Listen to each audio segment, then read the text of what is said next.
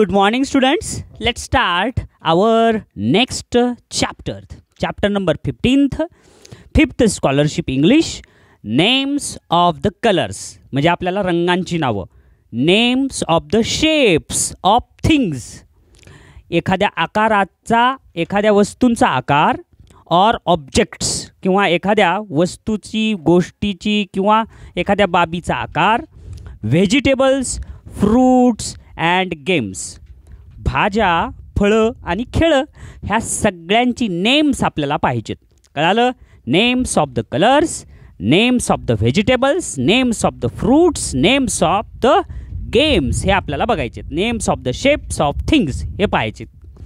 तर यासाठी तुम्हाला सगळ्यांना सगळ्या व्हेजिटेबलची नावं पाठ पाहिजेत, सगळ्या फळांची नावं पाठ पाहिजेत, सगळ्या खेळांची नावं माहिती पाहिजेत. पाहूया पाठ महत्त्वाचा.